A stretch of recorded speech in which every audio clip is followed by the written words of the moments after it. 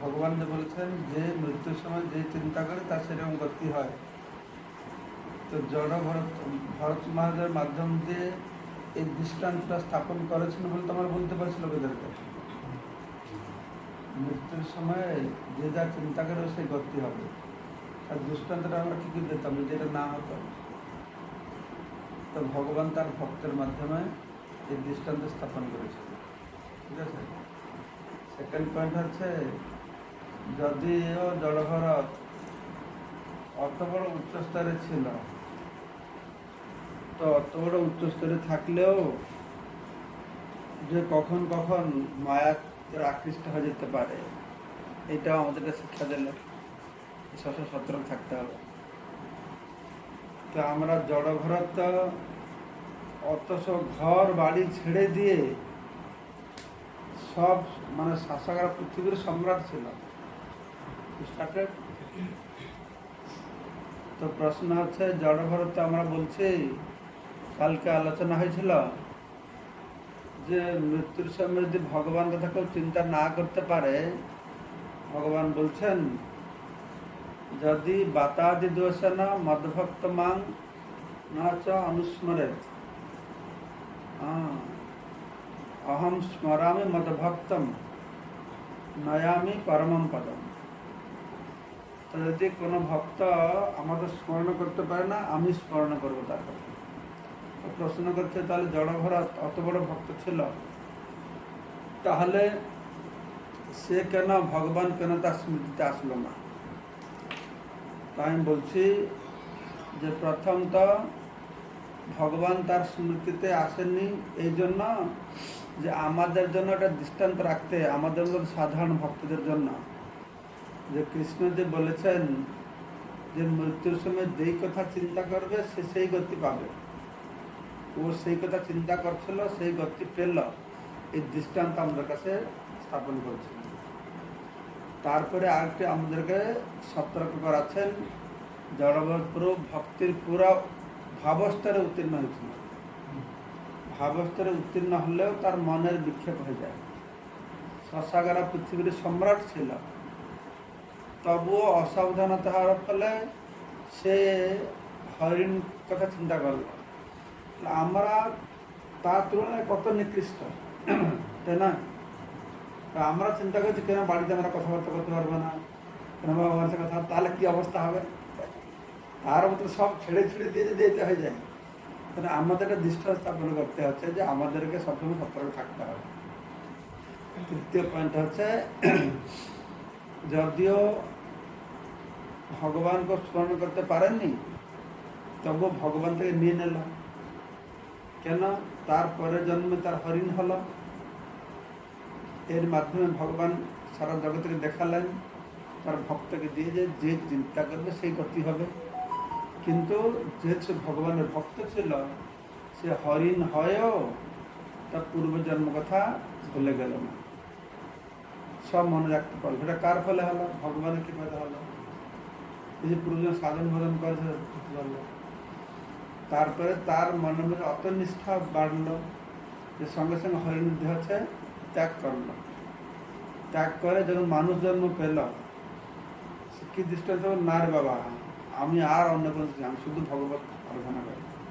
যদি এই ক্রমান্বয়ে না হতো তাহলে আমরা শিক্ষাটা পেতাম কি করে? তো প্রভুপাদ বলছেন, যদি ভগবান ভক্ত হয়েছিল বলে এক জন্মে চলে গেল, আরেকটা করে জন্ম হয়েছে হরিণ, জড়ভরত হয়ে বাস চলে গেল। ভক্ত না হতো তা তো থাকতেই অনাদিকাল থেকে। তাই ভগবান তার স্মৃতিতে না আসলেও তাকে দিয়ে এই জ্বলন্ত দৃষ্টান্ত স্থাপন করেছে। আমাদের শিক্ষা দেওয়ার জন্য। ভরত মহাদেব তাদের চলে গেল, ওকে থাকলো, আর দুজন চলে গেছে, দুজন তো চলেই গেছেন, একই জিনিস। তার মানে যে ভগবত ধামের দিকেই যাচ্ছে। এটা হরিণ জন্ম পেল, তবে জড়ভরত হয়েছে, ভগবত ধামের দিকে যাচ্ছে। তারপরে হচ্ছে আমাদেরকে নিশ্চিন্ত ভক্তিমূলক সেবায় থাকতে হবে। আমাদের গতি কি হবে কি নেই আমরা জানি না, আমাদের গতিটা হবে ভগবানের ইচ্ছা অনুসারে, সেটা ভালো। এখনই ভগবান কখন আমাদের কর্মকে প্রাধান্য দিয়ে আমাদের গতি করাতে পারে, বা ভগবান কখন নিজের উদ্দেশ্য সাধন করাতে পারে, আমাদের গতি করাতে পারে। যে চৈতন্য ভাগবতে বর্ণনা করা আছে যে ভগবানের ভক্তরা বিভিন্ন জায়গায়, যেরকম ভগবানের ভক্তরা আমেরিকা যখন গুরুমার জন্ম হয়েছে, তত ভগবান চৈতন্য পাশে যেখানে জন্ম হলো, ভগবান চাইছেন যে তার ভক্ত বিভিন্ন স্থানে জন্ম হয়। যে মহাপুরুষ সময় বাংলাদেশে এসে কোথা কোথা থেকে জন্ম হয়েছে, সবাই মহাপুরুষ সঙ্গে তারা যুক্ত হয়েছে। তো সব ভগবানের ভক্ত তার ধামে জন্ম হচ্ছে না, আর সব ভগবানের ভক্ত ধামে দেহ ত্যাগ করছে না। তো সেজন্যই ভগবানের ভক্ত ভগবানের ইচ্ছা পূর্ণ করতে, ভগবানের ইচ্ছাটা যেটা সেই দিকে আমরা যাব, সেটাই ভালো।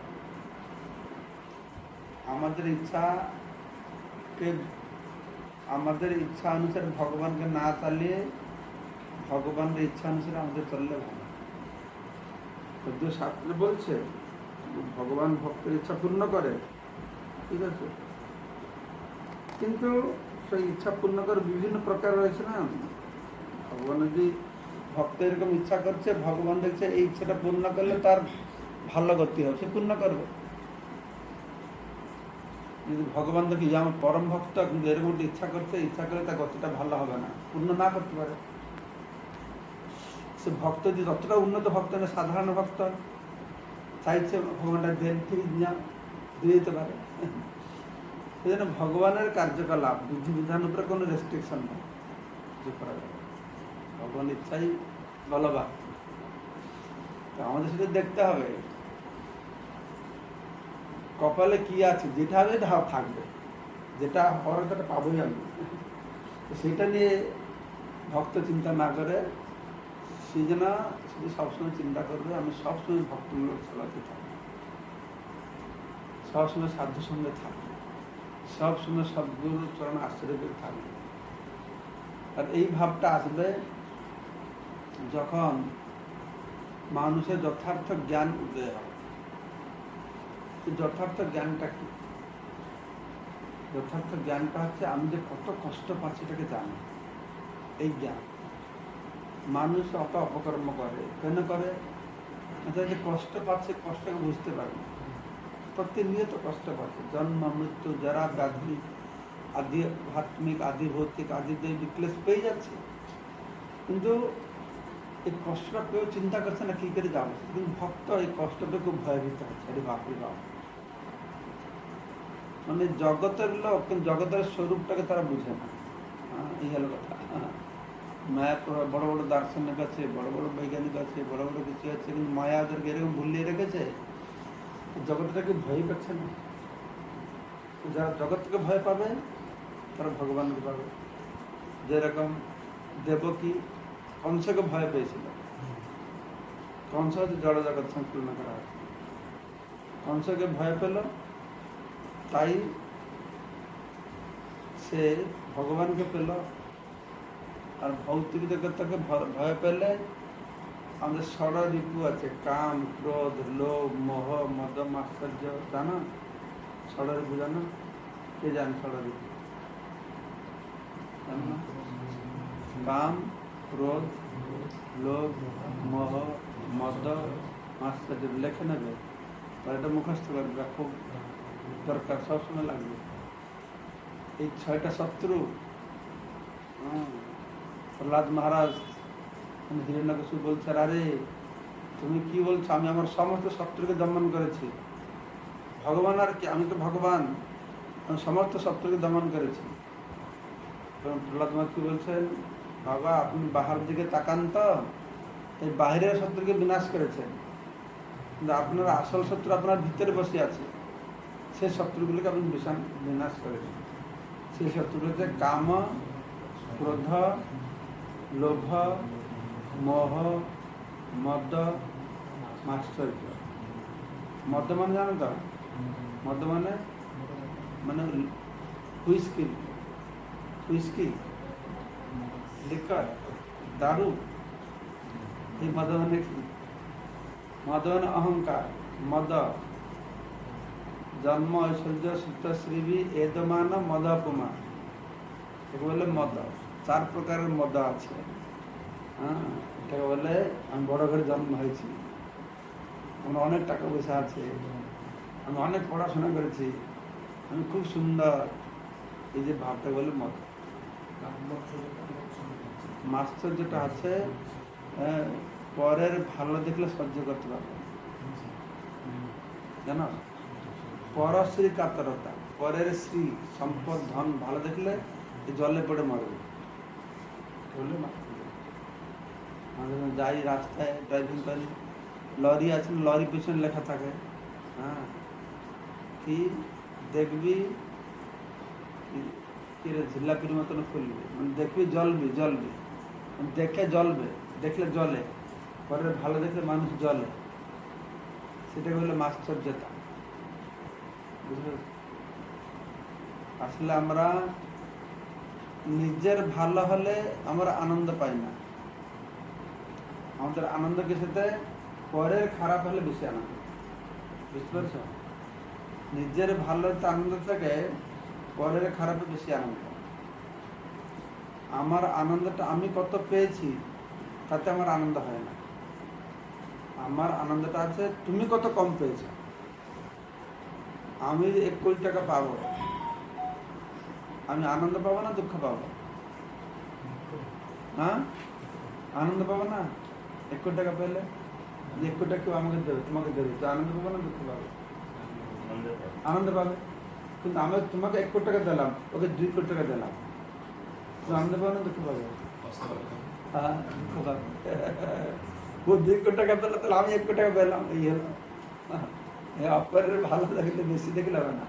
সেই জন্যই আমরা যে বলছি আমি পেলে আনন্দ, পেলে আনন্দ নেই, এই জড়তার এরকমই, আমি কত পাবো তার উপরে আনন্দ নেই, তুমি কত দুঃখে মরছ সেটা আমার আনন্দ। এই জন্য এটা কাহিনী বলবো। হ্যাঁ,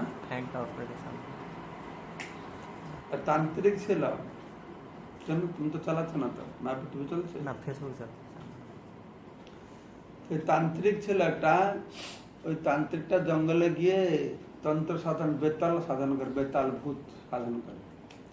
তো বেতাল সন্তুষ্ট হয়ে তাকে তার সামনে এসেছে, বলছে তুমি কি বর মাগো, কি চাইছো? তো তান্ত্রিকটা বলছে আমাকে একটা বর দেন, আমি যা চাইবো তা পাবো। বেতাল বলছে তথাস্তু, তুমি যা চাইবে তা পাবে, কিন্তু তুমি যা পাবে তোমার পড়োশি ডাবল পাবে, তুমি যা পাবে। তো বেতালটা বলছে যে তুমি যা পাবে, যা চাইবে তা পাবে শুনে অত আনন্দ হয়ে গেছে, দ্বিতীয় লাইনটা আর শুনতে পারে না, যে তুমি যা পাবে পড়োশিটা ডবল পাবে শুনতে পারে না। গ্রামে গিয়েছে, তো গ্রামের লোক তো সবাই খড়ের বাড়ি, হ্যাঁ, রায়মণি পাড়ায় কি, হ্যাঁ, ভগীরথ পাড়া সব খড়ের বাড়ি।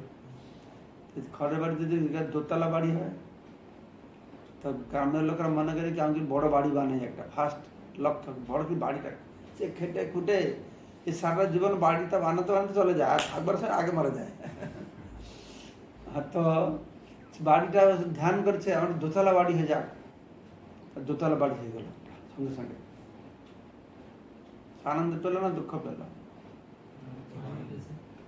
আনন্দ পেল।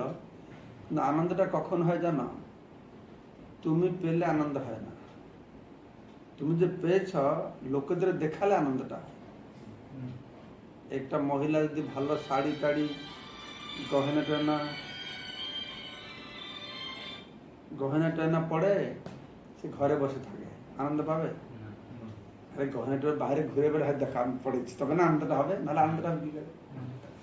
তুমি একটা ভালো গাড়ি কিনেছ, তুমি গাড়ি কিনলে, তুমি গাড়ি কিনতে আনন্দ হবে না, তুমি যদি তোমার বন্ধুকে দেখাও, দেখো আমার গাড়ি আছে, হয়তো তোমারও আছে আমারও আছে, তাহলে আনন্দ হবে। তোমার নেই কিন্তু আমার আছে, তখন আনন্দটা হবে। আনন্দটা বেশি হয়, তোমার একটা গাড়ি আছে, আমার একটা সেরকম গাড়ি হলো, কিছুটা আনন্দ হবে। তোমার থেকে ভালো গাড়ি হলে আমার যে ভালো গাড়ি হয়, বেশি আনন্দ হবে। না, আনন্দটা কোথায়? তোমাকে ছোট্ট করলে আমার আনন্দ হবে, আমি বড় হলে আমি আনন্দ পাবো না। তুমি কেমন ছোট, তো এই লোকটা দোতলা বাড়ি হয়ে গেছে, তখন বাইরে গিয়ে সবার খড়ের বাড়ি, এ দোতলা বাড়ি মানে খুব আনন্দ পাবে না। নিউ ইয়র্ক শহরে সেখানে লোকেদের 40 তলা 50 তলা 100 তলা বাড়ি, সেখানে থেকে একটা দোতলা বাড়ি আছে, সে আনন্দ পাবে? হ্যাঁ, সে তো মনে হয় আমার তার ছোট্ট লোক মনে হয়। যে লোকদের সবার গ্রামে সবার খড়ের বাড়ি, আমার দোতলা বাড়ি, তাই বাইরে গিয়ে সবাই দেখাবে। বাইরে বেরোলো, বেরিয়ে কি দেখলো? বাইরে বেরিয়ে কি দেখলো? হ্যাঁ, সে যে বর পেয়েছিল, কি বর পেয়েছিল? বেতাল দিদিকে বরদান দিয়েছিল, কি বরদান দিয়েছিল মনে আছে? মনে ভুলে গেল? কিন্তু বললাম যে আরে বেতালকে বললো না তুমি যা চাইবে তা পাবে। তারপরে সেকেন্ড লাইনটা কি ছিল?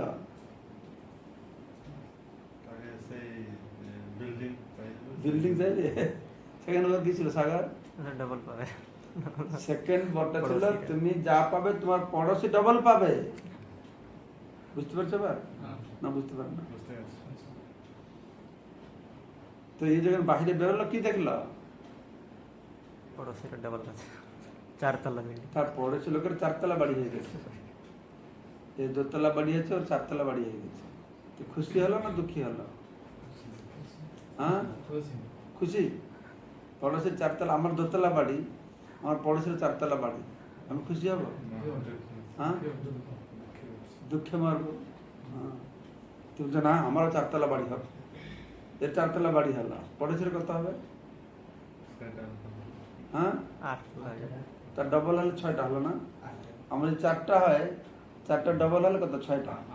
8টা, 6টা বলছো। তো 8 তলা বাড়ি হয়ে গেছে।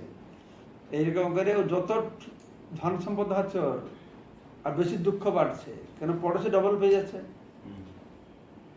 যা পাচ্ছে সে বেশি পাচ্ছে, তার দুঃখ পাচ্ছে আর বেশি। তো অনেক দিনের মাথাটা বুদ্ধি আসলো, তো আমি যা পাচ্ছি বেটা সব ডবল পাচ্ছে। তো মেয়ে কি করেছে? বেতালকে ধ্যান করছে, এ বেতাল তুমি আমারটা চোখ কানা করে দাও। তার সঙ্গে সঙ্গে ওটা চোখ কানা হয়ে গেল। বাহিরে বেরিয়ে দেখলো পড়োশির কি হয়েছে। পড়োশির কি হবে তাহলে? ডবল পাবে। পড়োশির কি হলো না, দুটো চাকা কানা হয়ে গেছে, দুটো চাকা চোখ কানা হয়ে গেছে, অন্ধ হয়ে গেছে। তখন এর খুব আনন্দ হলো, যাক ভালোই হয়েছে, অন্ধ হয়ে গেছে। সবাই কেন কানা? পড়োশিটা কানা হয়ে গেছে, পড়োশিটা কানা হয়ে গেছে। তো ব্যাপার যে এর একটা চোখ কানা হয়ে গেছে, অসুবিধা নেই, কিন্তু ও যে দুটো হয়ে গেল তখন আনন্দ হলো। এই অত টাকা পয়সা পাচ্ছিল, কিন্তু পড়োশি বেশি পাচ্ছিল, দুঃখ পাচ্ছিল। আর পড়োশি দুটো চোখ অন্ধ হয়ে গেছে, এর একটা চোখ অন্ধ হলেও অসুবিধা নেই, এতে দুটো চোখ গেছে। তো আমাদের জগৎ এটা হলো মাস্টার্যতা। বুঝতে পারছো মাস্টার্যতা কি? পরের ভালোটা সহ্য করতে পারবে না। যখন পরের উন্নতি, পরের ভালো সহ্য করতে পারবে, পরের ভালো দেখে মনে আনন্দ আসবে, সেটাই ভালো, সেটাই ভালো জিনিস। অপরের ভালো দেখলে খুশি হবে। সেই জন্যই আমরা এই ট্রাইবাল কেয়ার কেন করছি? আমরা চাই যে সবাই আনন্দ পাবে।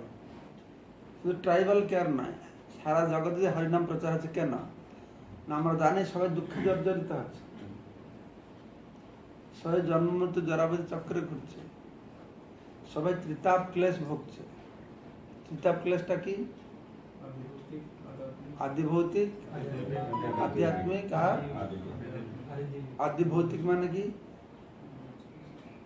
আদিভৌতিক? মানে কি? মশা কামড়াবে, সাপ কামড়াবে, কেউ থাপড় লাগাবে, অন্য জীব থেকে যে কষ্ট পায় সেটা হলো আদি ভৌতিক। আর আধ্যাত্মিক আর যারা নিজের থেকে যে কষ্ট পাবে, মাথা ব্যথা হলো, জ্বর হলো, হ্যাঁ, আধ্যাত্মিক। আর আদি দৈবিক, হ্যাঁ, ভূমিকম্প, সুনামি, বন্যা। এখনই যেসব লোকেরা করোনা ভাইরাস নিয়ে মরছে, ওটা কি কি আধ্যাত্মিক না আদি দৈবিক না আদি ভৌতিক? কি হবে? আদি দৈবিক। আচ্ছা, এটা তো রোগ হলো, এটা নিজের রোগ। রোগটাকে কি বলে? নিজের শরীর রোগ হলে নিজের শরীর যে রোগটা হয় তা কি বলে? কি ক্লেশ হয়, কি কষ্ট? হ্যাঁ, আধ্যাত্মিক। মাথা ব্যথা হলো, জ্বর হলো, তা আধ্যাত্মিক বলা আছে না? তো করোনা ভাইরাসটা আধ্যাত্মিক হবে। আচ্ছা, তো অপরের জীব থেকে যে কষ্ট পায় সেটা কি বলে? অপরের জীব থেকে কষ্ট পায় আদি ভৌতিক। তাহলে এই যে কষ্ট আমরা পাচ্ছি কিসের জন্য পাচ্ছি? না এই করোনা ভাইরাস আটক করবার জন্য। করোনা ভাইরাস একটা জীব না, তাহলে আদি ভৌতিক হলো। আর যেহেতু তার প্রথমে বলছে আদি দৈবিক, এই দেবতারা আমাদের টাইপ দিয়েছে, এর মধ্যে তিনটাই আছে, আদি ভৌতিক আছে, আদি দৈবিক আছে, আদি আত্মিক আছে, সব বলো তিনটাই একসঙ্গে ধরেছে আমাদেরকে। ক্লেশ রয়েছে আমাদের এরকম। তো কি কোথায় চলে গেলাম? আমি ষড়রিপুতে কি আলোচনা করেছিলাম? না, মাশ্চর্য তো আসলে ষড়রিপুর একটা। হ্যাঁ, কাম ক্রোধ লোভ মোহ মদ মাশ্চর্য বলছিলাম। হ্যাঁ, কি? আরে সে কাহিনীটা কেন বললাম? জড় ভাড়াতে হ্যাঁ, জড় ভাড়াতে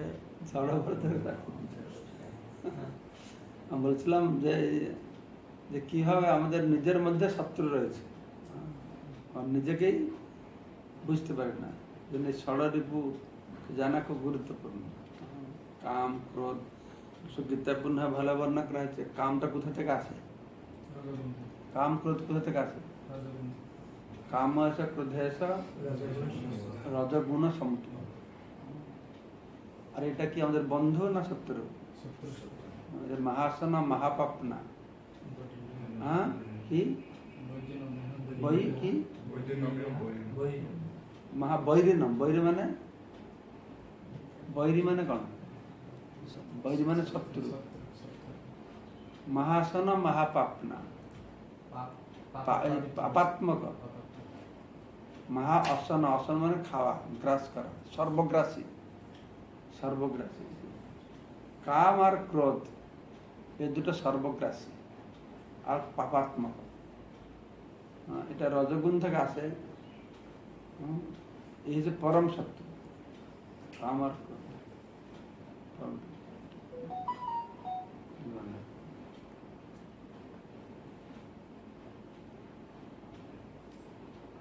ঠিক আছে।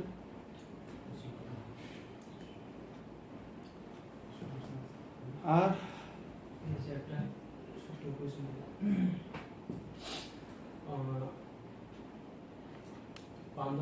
পাণ্ডবরা তো ভগবানের মানে সব প্রিয় ভক্ত।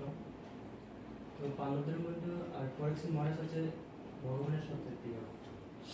তো এদের মাধ্যমে তো উনি কিছু মানে সৃষ্টি তত্ত্ব কথা ভগবানের সব কিছু মানে জানে, মনে হয় জানে, কিন্তু এত জানার পরে মানে সুখদেব গোস্বামীর কাছে তো মানে প্রশ্নটা কি করার প্রয়োজন ছিল? তুমি বলছো যে পরীক্ষিত মহারাজ যেহেতু পাণ্ডবদের পুত্র, অত বড় সব জানে, তবে কেন প্রশ্ন করছে? হ্যাঁ, সুখদেব গোস্বামীর কাছে মানে প্রশ্ন। না, সব জানে কিনা আমরা জানি না, কিছু কিছু জানে, আরো ভালো করে জানতে তো প্রশ্ন করছে। তো এটা হতে পারে ভগবানের ইচ্ছায় তার মাধ্যমে প্রশ্ন করাচ্ছেন আমাদের শিক্ষা দেওয়ার জন্য। যেরকম অর্জুন ভগবত গীতায় প্রশ্ন করেছে, প্রায় 17টা না 16টা প্রশ্ন করেছে। এই প্রশ্নের উত্তর যেটা দিয়েছে সেটা হচ্ছে গীতা। তো অর্জুন তো ভগবানের পরম ভক্ত, আর অর্জুন ভগবান সামনে বসে আছে। কৃষ্ণ সূর্য সম মায়া হয় অন্ধকার, যাহা কৃষ্ণ তাহা নাই মায়া জায়গায়। যেখানে কৃষ্ণ থাকবে সেখানে মায়া থাকবে না। কৃষ্ণ সামনে দাঁড়িয়ে আছে, তাহলে এরকম কি কি প্রশ্ন করেছে? মায়ামুগ্ধ জীবের মতন প্রশ্ন করছে। এটা কেন? না, ভগবান তার মধ্যে দিয়ে প্রশ্ন করাচ্ছেন। তাহলে সেই যে উত্তর দেবে, সেই উত্তরটা আজকে সারা জগতের মানুষকে উপকৃত করা। তার ভক্তের মধ্যে তো জানা থাকলেও ভগবান আবার বলা করে। আমার একটা প্রশ্ন, যেমন ধরো উচ্চকুলে জন্ম আর আর ব্রাহ্মণ যে উচ্চকুলে জন্ম আর টাকা পয়সা ধ্বংস করে, এটা আছে ভক্তি জীবনে বাধা। আর ভগবত গীতাতে বলেছেন প্রাপ্য পুণ্য কৃতাঙ্গকা, শ্লোকে বলেছেন যারা ভক্তি করে যে ভক্তি করতে পারে না, মৃত্যু হয়ে গেছে, হাফ ভক্তি করছে আর মৃত্যু হয়ে গেছে, তাদের পরে জন্ম আবার ধনী গণীদের গৃহে জন্মগ্রহণ করে। আর এদিকে বলেছেন উচ্চকুলে জন্ম, এটা আছে ভক্তি বাধা। এটা বুঝতে পারছেন? ব্যাপার হচ্ছে টাকা পয়সা, ভগবান বলছেন যে টাকা পয়সা ধন সম্পদ উচ্চকুলে জন্ম হয়েছে, যারা উচ্চকুলে জন্ম হলো, সুন্দর হলো, জ্ঞানী হলো, তারা যে আমাকে পাবে না তা না। তারা যত সুন্দরী কেউ পাবে না, ধনী কেউ পাবে না। না, যে ধন আছে কিন্তু ধনের অহংকার নেই, তাই ধনের অহংকার থাকে তাহলে আমাকে পাবে না, সৌন্দর্যের অহংকার থাকলে পাবে না। বুঝতে পারছো? বুদ্ধি বুদ্ধি পড়াশোনা করে পড়ার অহংকার আছে। মহাপ্রভুর যত পাশাপাশি পণ্ডিত ছিল, তারা নিমাই পণ্ডিত ছিল, শিবাস পণ্ডিত, সব পণ্ডিত, কিন্তু পড়ার অহংকার ছিল। তারা সব বুঝতে পেরেছে জড় বিদ্যা যত মায়ার বৈভব, তোমার ভজনে বাধা, অনিত্য সংসারে মোহজন মায়া জীবকে করায় গাধা। তারা পণ্ডিত, কিন্তু জানে যে পণ্ডিতের কোনো দাম নেই, পণ্ডিত হবে না তা নেই। তো ভগবান বলছেন যে ভগবত ভক্তি সাধন ভজন করতে করতে যদি সে মৃত্যু হয়ে গেল, তারপরে সে অভিজাত ঘরে জন্মলাভ করবে, তাহলে কি হবে? হ্যাঁ, সে সুস্থতে হরিভজন করতে পারবে। অভিজাত সম্পন্ন ঘরের লোক হলে সাধু সন্ন্যাসীরা আসে, তাদের সে সুযোগ থাকে। বর্তমানে আভিজাত্য সম্পন্ন লোক মানে কি মদ মাতাল হবে, চুরি ডাকাতি করে, সে আভিজাত্য বর্তমান যুগে বলা আছে। কিন্তু আভিজাত্য মানে তো ভালো, সম্ভ্রান্ত, হ্যাঁ, তারাও ভালো সৎ মানুষ তারা, তো সেইভাবে বুঝতে পারছি। কিন্তু এই যে জন্ম হচ্ছে সুতসুবি বলা হচ্ছে, এটা জন্ম ঐশ্বর্য সুন্দর বুদ্ধির অহংকার যার থাকবে। তো সাধারণত দেখা যায় যার এগুলো থাকে তার অহংকারকে অতিক্রম করা মুশকিল থাকে। অনেক আছে তাদের এগুলো আছে, অহংকার নেই। আমাদের অম্বরীশ প্রভু ফোর্ড কোম্পানির মালিক, কোটি কোটি টাকার মালিক, কিন্তু এখানে কিরকম আমাদের সঙ্গে বসে উঠে গল্প করে সাধারণ মানুষের মতো। আর ওর পরিবার আরো যারা আছে ওদের সঙ্গে লোক দেখা করতে হতে পারবে না, এরকম। ওর ভাইটাই যারা কোটি কোটি টাকার মালিক, নিজের এরোপ্লেন আছে, নিজের সবকিছু আছে, দিয়ে থাকে কিরকম। ভগবান ভক্ত, ও যে বুঝতে পেরেছে যে আমার টাকা পয়সা হাতে গেলে কি হবে, বুঝতে পারছো? এইটা হলো কথা। আর কেউ হতে পারে হয়তো অত বড় টাকা পয়সা, যতটুকু হয়তো একতলা বাড়ি আছে, ঝুপড়ি ঘর আছে, মনে আমার অনেক কিছু আছে, আসক্ত হতে পারে, সেটাও হতে পারে। যে বেশি ধন আছে, কম ধন আছে, সেটা তার জন্য অনেক বেশি না। কাজ দোতলা বাড়ি হোক, আমি দোতলা বাড়ি করেছি আর কি, বিরাট কিছু করেছি। ঝুপড়ি ঘর ছিল হয়তো দোতলা বাড়ি করে দিয়েছে, সে মনে জানিছে, তো সেটা ভগবানকে যেতে দেবে না। যে সৌন্দর্য, সবাই তো নিজেকে সুন্দর মনে করে। হ্যাঁ, কত সুন্দর চুলকে সাজায় টাজায়, হ্যাঁ, আয়নার সামনে দাঁড়ায়, কত সুন্দর। সে যে অসুন্দর হলেও সে খুব নিজেকে সুন্দর বলে মনে করে, সে অসুন্দর বুঝতে পারে না। তো এইভাবে যে মনে করে আমি খুব সুন্দর, তাহলে তাহলে আমাকে পাবে না, এদের বলা হচ্ছে।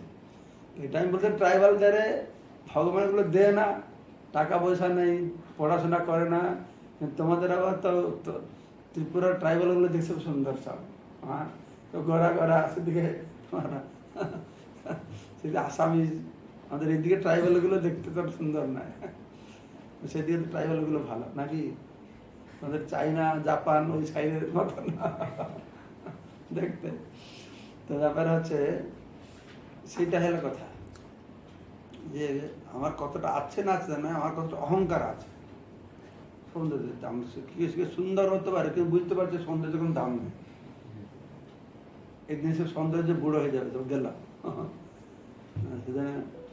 এখন ইয়ং মেয়ে দেখবে, সবসময় চিন্তা করে ইয়ং দেখতে সুন্দরী, তো এটা বুড়ি হয়ে গেলে দেখতে কিরকম লাগবে সেটা ধ্যান করবে।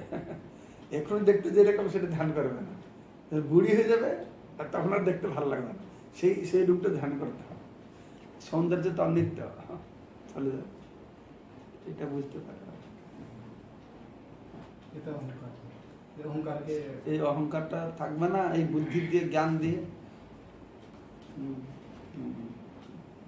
আচ্ছা, মানে সুখদেব গোস্বামী কিভাবে ভাগবত মানে জ্ঞানটা লাভ করছে ওইটা একটু শুনতে চাই, মানে কাহিনীটা শুনতে চাই। সুখদেব গোস্বামী কিভাবে? সুখদেব গোস্বামী ওনার মাতৃগর্ভে ছিলেন, উনি মুক্ত আত্মা ছিলেন, উনি এই জগতে মাতৃগর্ভ থেকে বেরোতে চাননি, 16 বছর ছিলেন মাতৃগর্ভে। 16 বছর। হ্যাঁ, তারপরে কৃষ্ণ নাকি এসে বুঝিয়েছেন তুমি আসো, মায়া লাগবে না তো। আবার বলা আছে ব্যাসদেব ওকে ভাগবত শুনিয়েছে, তো ভাগবত শুনে তারপরে ওদের জগতে আসলে তোমাকে মায়া লাগবে না। এই হচ্ছে সাধারণত আমরা শুনেছি। আরেকটা বর্ণনা করা আছে যে ভগবান কৃষ্ণ যখন বৃন্দাবনে ছিলেন, রাধা কৃষ্ণ লীলা বিলাস করছিলেন, কৃষ্ণ চলে যাবে, তার সঙ্গে যারা এসেছিল সব চলে যাবে কৃষ্ণের সঙ্গে, কিন্তু কৃষ্ণ একটা তার যে সুখ পাখি ছিল, সুখ সারি ছিল না, কৃষ্ণ বলছে তুমি থাকো, তুমি আমার বাণী কথা প্রচার করবে। তো সুখ পাখি থেকে গেল, কৃষ্ণ চলে যাওয়ার পরে সে খুব দুঃখ পাচ্ছে, তার কথা শোনার কথা নাই, সুযোগ নেই। তখন কৈলাসে শিব পার্বতীকে ভাগবত শোনাচ্ছিলেন, তখন সুখ পাখিটা সেখানে গিয়ে গাছের উপরে বসে ভাগবত শুনছে। আর ভগবান শিব চোখ বন্ধ করে ভাগবত কথা বলে আছে। কাকে বলছে? পার্বতীকে। পার্বতী শুনছে, শুনে হুম হুম হুম এরকম বলছে। এক সময় পার্বতী শুনে শুনে শুয়ে পড়েছে, আমরা যেরকম ভাগবত কাকা শুনতে শুয়ে পড়ি, পার্বতী ঘুম লেগে গেছে। তো এ তো সবসময় শুয়ে থাকে, এখানে শুয়ে আছে। তো ভাগবত শুনতে শুনতে শুয়ে পড়ে, সাগর যেরকম শুয়ে পড়ে মাঝে মাঝে, তো পার্বতী শুয়ে পড়েছিলেন, সাগর কোনো চিন্তা নেই। তো পার্বতী যদি শুয়ে পড়েছেন, তো তখন এই শিব পাখি চিন্তা করছে যে শিব বুঝতে পারে পার্বতী শুয়ে পড়েছে, কথা বলা বন্ধ করে দেবে, শুয়ে পড়েছে আর কথা বলবে কেন? তখন তো একে তো ভালো লাগছে, এ তো শুচ্ছে না, এ শুনে আনন্দ পাচ্ছে। তো উনি কি করছে না, পার্বতীর নকল করে হুম হুম হুম এরকম করছে সুখ পাখিটা। শিবজি তো চোখ বন্ধ করে ভাগবত বলে যাচ্ছে, সুখ পার্বতী শুনছে হুম হুম বলছে। ভাগবত কথা শেষ হয়ে গেল, শিবজি চোখ খুলেছে, দেখেছে পার্বতী শুয়ে আছে। আর এই তো শুয়ে আছে, তো হুম কে করছে বসে? আচ্ছা, তা কেউ হুম করছে, গাছের উপরে পাখিটা বসে আছে, সুখ পাখি। তখন শিব রেগে গেছে, ভাগবত সবাই শোনার অধিকার নেই, হ্যাঁ, যে কি অধিকার দিল ভাগবত শুনবে, খুব শ্রেষ্ঠ জিনিস। তখন তার ত্রিশূল ধরে নাকি সুখ পাখি তাড়া দিয়েছে। আর সুখ পাখি তখন ভয় পেয়ে সেখানে ছুটে ছুটে উড়ে উড়ে চলে এসেছে কৈলাস এসে বদ্রিক আশ্রমে এসে গেছে। বদ্রিক আশ্রম জানো কোথায়? বদ্রীনাথ আছে, বদ্রীনাথ, কেদারনাথ, যমুনেত্রী, গঙ্গোত্রী, তোমরা গিয়েছ? আমাদের সংকীর্তন ভক্তরা গিয়েছে, তোমাদের কপালে হয় না, হবে। আমিও গিয়েছি, কয়েকবার গিয়েছি, খুব সুন্দর জায়গা। কয়েক বছর পরে পরে যায়, এই 2-3 বছর গিয়েছিল, তখন নতুন ছিল, হ্যাঁ, তখন ওরা গেল। তো হে বদরিক আশ্রম আছে, ওইখানে ব্যাসদেব উনার স্ত্রীকে ভাগবত শোনাছিলেন। তার ব্যাসদেব স্ত্রীর নাম বিথিকা, তার স্ত্রীর নাম বিথিকা, হ্যাঁ বিথিকা। তো তাকে ভাগবত শোনাছিলেন, কিন্তু এই বিথিকা একটু মন টান দিয়ে শুনছিল। পার্বতী যখন শুয়ে পড়েছিল সেরকম নয়, যখন কেউ ভাগবত কথা শুনে মন টন লেগে গেছে, তখন যে ভাগবত শুনে না, মন দিয়ে হাঁ করে শুনতে থাকে না, হাঁ কেটে বসে থাকে। কিছু কিছু দেখবে, লোক দেখবে মন শুনে এরকম বসে থাকে। তো এরকম ব্যাসদেব ভাগবত কথা বলছেন আর ওনার স্ত্রী হাঁ করে শুনছে। তো এই পাখিটা উড়ে উড়ে গিয়ে নাকি সে ভয় পেয়ে ওনার মুখে ঢুকে গেছে, ঢুকে পেটে ঢুকে গেছে। ওই সুখ পাখি এই সুখদেব রূপে আবির্ভূত হয়েছে। পাখিটা হ্যাঁ সুখ পাখিটা এইরকম একটা বর্ণনা আমি শুনেছি, এরকম আছে একটা বর্ণনা যে সেই সুখদেব তিনি সব আগে থেকে জানতেন। আর একই সঙ্গে বলা আছে সুখদেব নিরাকারবাদী ব্রহ্মবাদী ছিলেন, ব্রহ্মবাদী ছিলেন। চতুষ্কুমাররা ব্রহ্মবাদী ছিল। বৈকুণ্ঠে গিয়ে নারায়ণের চরণ তুলসী ঘ্রাণ পেয়ে ভক্ত হয়ে গেল। সুখদেব গোস্বামী ব্রহ্মবাদী ছিলেন, নিরাকারবাদী ছিলেন। এই ভাগবত শুনে ভক্ত হয়ে গেল। সুখদেব গোস্বামী যখন মাতৃগর্ভ থেকে বেরিয়েছেন, তো বেরিয়ে হাঁটা দেওয়া শুরু করেছেন। তারপরে যিশু কথা কলিযুগে বিশ্বাস করবে না, 16 বছর কি করে বাচ্চা থাকলো পেটে, জন্ম হয়ে হাঁটা দিল কি করে। তো শুরু হাঁটা দেওয়া শুরু করেছেন, তখন ব্যাসদেব ওর পিছন পিছনে ছুটছে, হা পুত্র বলে ছুটছে। আর তিনি আর ফিরছেন না, শুধু জঙ্গল থেকে প্রতিধ্বনি আসছে হা পুত্র সে আর সুখদেব শুনছে না। আর সুখদেব যখন দেখেন জঙ্গলে, পাশে একটা পুকুর ছিল। সুখদেব পুরা ইয়ং ছেলে, 16 বছর বয়স, উলগ্ন, হেঁটে হেঁটে যাচ্ছে। পুকুরে মহিলারা স্নান করছে, তো তারাও উলগ্ন হয়ে স্নান করেছে জঙ্গলে। মানে কাপড় স্নানের সময় যেমন স্নান করে, হয়তো বেশি ভালো করে কাপড় পড়ে না। তো সুখদেব গোস্বামী যখন যাচ্ছে, তাদের কোনো বিকার নেই। ব্যাসদেব পিছনে পিছনে যাচ্ছেন, যখন মহিলাগুলো ব্যাসদেবকে দেখেছে, তখন সঙ্গে সঙ্গে কাপড় চোপড় ঢাকা দিয়ে দিচ্ছে সেটা। তো ব্যাসদেব বলছে, আমার ছেলে গেলো, ইয়ং ছেলে, তোমার এরকম হলো না, আমি গেলাম এরকম, তোমার সব ঢাকা দিয়ে দিচ্ছে। আমি তো বয়স্ক বৃদ্ধ লোক। সেখান থেকে বোঝা যায় যে সুখদেব গোস্বামী তার কোনো নির্লেপ, কোনো বিকার ছিল না। সেই জন্য তার দ্বারা আমাদের মনে কোনো কিছু আসে না, আমার ঢাকা যেতে ইচ্ছা হয় না। এই সুখদেব গোস্বামী চলে গেল বাস। তো ব্যাসদেব চিন্তা করলো কি হবে এখনই। তো তখন সুখদেব গোস্বামী চলে গেল। তখন ব্যাসদেব তার যে শিষ্যরা কাঠ কাটতে যেত, তো ভাগবতের 2টো শ্লোক ওদেরকে মুখস্থ করিয়েছে। খুব সুন্দর, কৃষ্ণের গুণ মহিমা সম্পর্কে আছে 2টো শ্লোক, আমার মনে নেই। তো বলেছে যে তোমরা গিয়ে জঙ্গলে যখন কাঠ কাটতে যাবে, এই 2টো শ্লোক জোরে বলতে থাকবে। তো ওরা জঙ্গলে গিয়ে 2টো শ্লোক জোরে জোরে বলছে। আর সুখদেব তো জঙ্গলে ঘুরে বেড়াচ্ছিলেন, তো শুনতে পেরেছে। আর ওই শ্লোক শুনে আকৃষ্ট হয়ে গেছে ভগবানের মহিমা শুনে। কিন্তু ভগবানের মহিমা এই হচ্ছে লক্ষণ, যে নির্গন্থি অপি কুরুক্রমে কুর্বন্তি অহেতুকিম্বতি ইত্থম্ভূত গুণহারি আত্মারামশ্চ মুনাহ। যারা আত্মারাম, যারা আত্মাতে রমণ করে। সুখদেব গোস্বামী আত্মারাম ছিলেন, চতুষ্কুমার আত্মারাম ছিল। তাদের সুখের জন্য, আনন্দের জন্য অন্য কোনো কিছু দরকার পড়ে না। তারা মুক্ত পুরুষ, তাদের কোনো বন্ধন নেই, কোনো আকর্ষণ নেই। আকর্ষণ না থাকলেও ভগবান ইত্থম্ভূত গুণহারি, ভগবানের গুণ লীলা অত আকর্ষণীয়, তারা তাতে আকৃষ্ট হয়ে পড়ে। পরে তারা ভক্তিমূলক সেবা করে। সুখদেব গোস্বামী ব্রহ্মবাদী মুক্ত আত্মা হলে কি হবে, যখন ভগবান কথা শুনছে আকৃষ্ট হয়ে পড়েছে।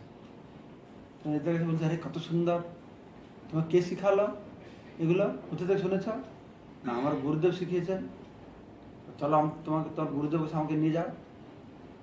গুরুদেবের কাছে নিয়ে এসছে। তো গুরুদেবকে, হ্যাঁ, তো বাবার কাছে আবার ফিরে এসছে। দাসদের কায়দা করে আবার ফিরিয়ে নিয়ে এসছে সুখদেব গোস্বামীকে। এনে ওনাকে ভালো কিনা ভাগবত পড়িয়েছে। আর কোথায় বর্ণনা করা হয়েছে, উনি নাকি জনক মহারাজ কাছে পাঠিয়েছেন। জনক মহারাজের কাছে আবার সার্টিফিকেট পড়াশোনা করে এসেছে, অনেক অধ্যয়ন করেছেন, পড়েছেন, প্রস্তুত হয়েছেন। তারপরে আবার ঘুরে বেড়াচ্ছেন, জ্ঞান পেয়ে সব জায়গায় ঘুরে ঘুরে বেড়াচ্ছেন। ঘুরতে ঘুরতে গিয়ে এই পরীক্ষিত মহারাজ প্রবেশন করেছিলেন, তখন সেখানে গিয়ে পৌঁছেছে, তখন ভাগবত কথা বলেছে। আর এই যে নারদ মুনি বলা আগে ভাগবত মনকে আসেনি নারদ। শুনো, ভাগবত তো নিত্য, ভগবান যেরকম নিত্য, ভাগবত নিত্য। ভাগবত জ্ঞান সবসময় আছে, বুঝতে পারছ? ভাগবত তো এখানে যে আমাদের 18,000 শ্লোক সম্বন্ধিত ভাগবত, স্বর্গলোকে নাকি 1 লক্ষ শ্লোক সম্বন্ধিত ভাগবত আছে। ভগবানের আবির্ভাব তির্ভাব হয় ভাগবত, ভাগবত জ্ঞান সবসময় রয়েছে।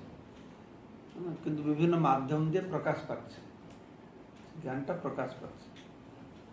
ব্রহ্মা 4টে শ্লোকে বললেন, চতুর্শ্লোকে ভাগবত। এই নারায়ণ ব্রহ্মাকে 4টে শ্লোকে বলেছেন, ব্রহ্মা নারদকে 10টা শ্লোকে বলেছেন, নারদ ব্যাসদেবকে 100টা শ্লোকে বলেছেন, তারপরে ব্যাসদেব শুকদেবকে শুনিয়েছেন, শুকদেব সুতকে শুনেছেন, এরকম হয়ে 18,000 শ্লোক হয়ে গেছে। তারপর সেটাকে ব্যাসদেব লিখেছে। ঠিক আছে, জয় শ্রী প্রভুপাদ কি জয়। হরে কৃষ্ণ। আমাদের ক্লাস হবে।